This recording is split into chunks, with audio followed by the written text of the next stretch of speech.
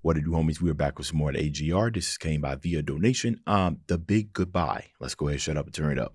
Here we go again. 525, really give me 30, make it 30, really give me 30, really give me 35, high, make it 40, really give me 40, really give me 45, high, make it 50, really make it 50,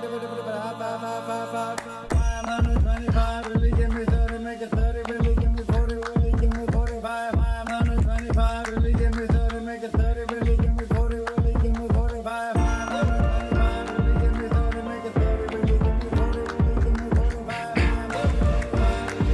give me 40, really give me 45, Okay, hold on. Oh, did this naturally come after the other song that I was looking at? I'm trying to remember what the name of the song was that introduced me to him. I think he was talking about that song. We said I wrote a song about being weak. I need to come over here and find it. What was it? Because now I want to bring it up. Give me a second. When that sample started playing, I immediately started thinking, dang, that would make a crazy sample. And what do you know? He has his MPC, I think that's what that's called, right? Pretty much control, not necessarily control, but you can make beats directly on it. Definitely good for finger drumming.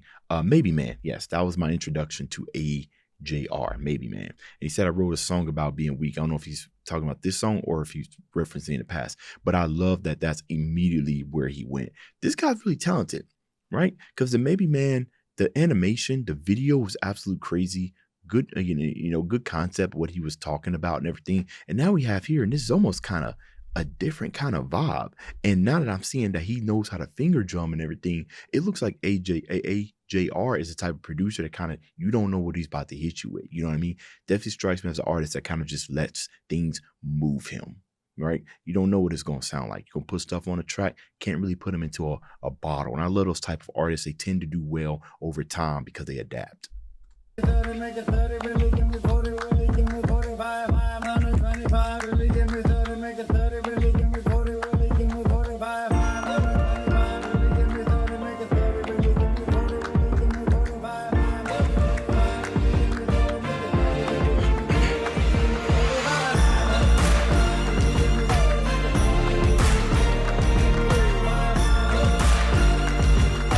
30, I wrote a song about being weak.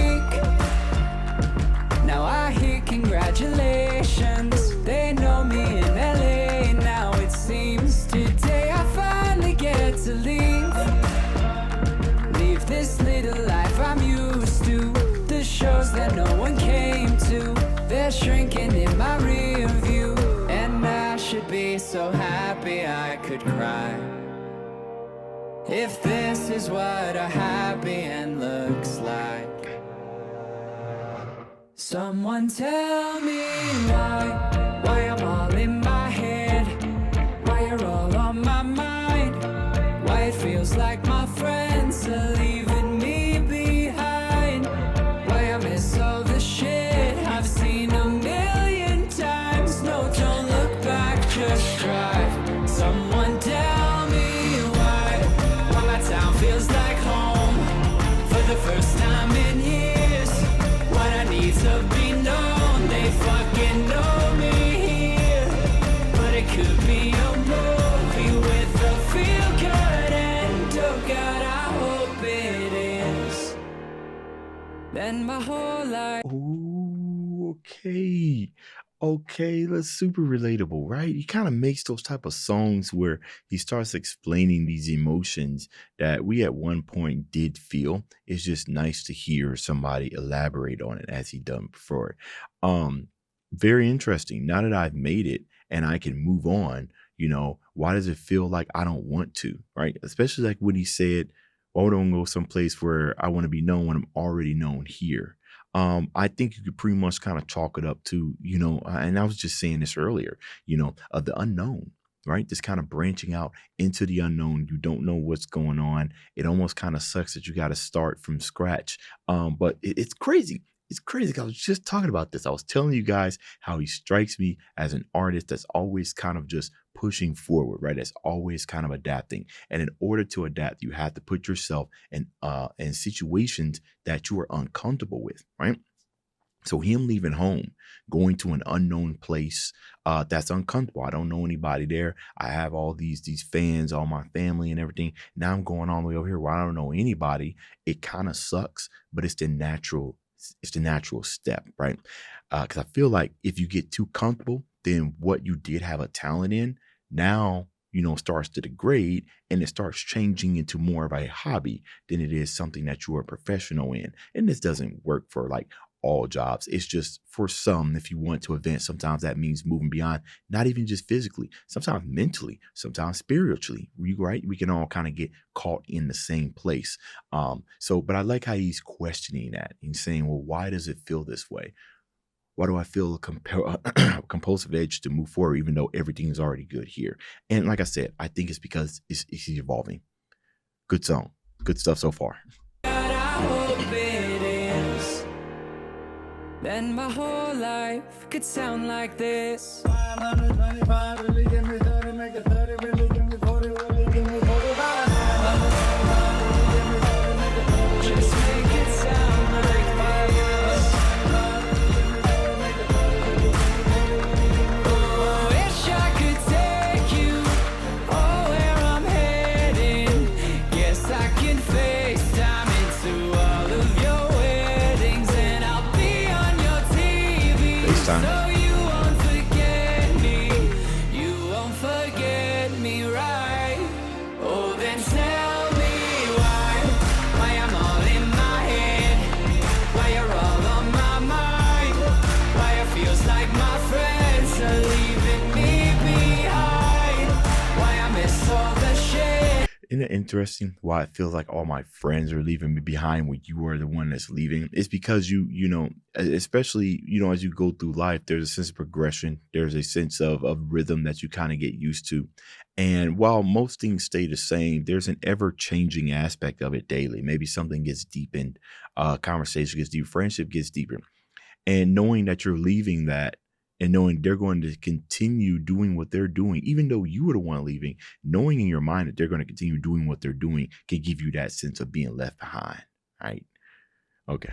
Also, I'm sitting there thinking about that sample. Knowing what I know about AJR right now, everything that we're hearing here is definitely intentional. It's interesting he's decided to add in the auction kind of vocals. Give me a 45, like he's selling to the highest bidder. Maybe that's something that can also be looked in. Not necessarily selling himself to the highest bidder, but kind of giving you that sense of ever since he made the song about being weak, there's been all these offers that's kind of come in. And sometimes it can sound very overwhelming. So taking all of that confusion and kind of throwing it back into a song in a form of a loop, sounding like an auction bidder. Right now that I, or a bidder, auctioneer, is that the word? Now that I have some context about this song, right? Artists, they make these choices, and while everything does sound good, the musician in me knows that outside of just randomness, this has to have some type of meaning, right? It's not always the case. You got to kind of read the artist, figure it out. Why you're all on my mind, why it feels like my friends are leaving me behind, why I miss all the shit I've seen a million times. No, don't look back, just drive.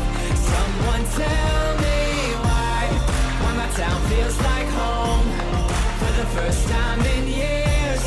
What I need to be known, they fucking know me here, but it could be a movie with a feel-good end. Oh God, I hope it is.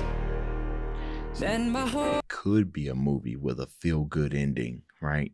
A movie with a feel-good ending, a different place where you weren't normally was, right? All the trials and tribulations instead of ending it on a horror movie. It could be insinuating that, we don't know what the ending is.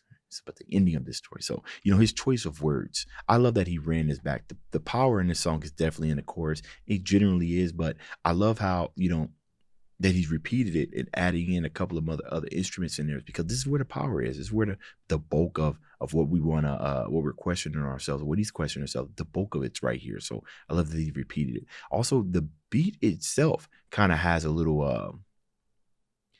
also has a little homey feel. And I think a lot of it has to do with the drum selection, the sound selection, and the strings. That's what it is.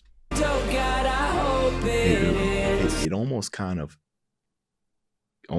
of reminded me of some early Kanye West kind of tracks. You know what I mean?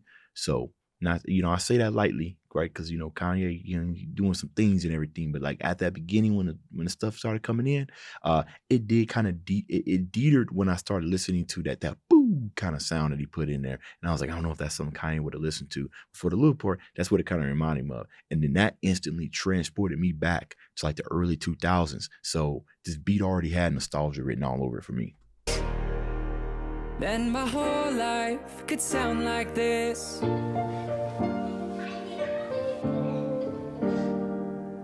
Don't turn around, kid. You know what you're doing. Tell us about it at the 10-year reunion. We'll all be here, kid. All the spotlight. Saying we knew ya. Hope you can make it to the 10-year reunion. I didn't make it to mine. Too lazy to set it up.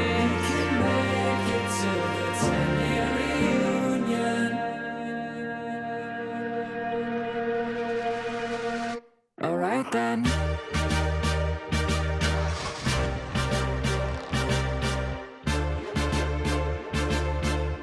Just make it sound like this.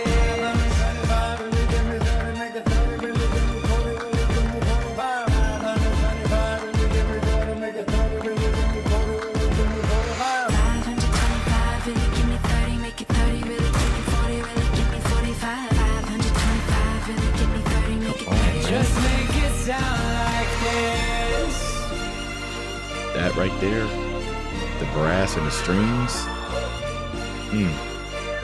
Just make it sound like this. And someday I'll sing about the shit I did and not the shit I'll miss. Then my whole life can sound like this. Bro, them strings and that brass, man, nostalgic century. Okay. All right. Well, this is the second song I've listened to by AJR. Let me know what y'all thought about it when I'm checking out next. Dave's out.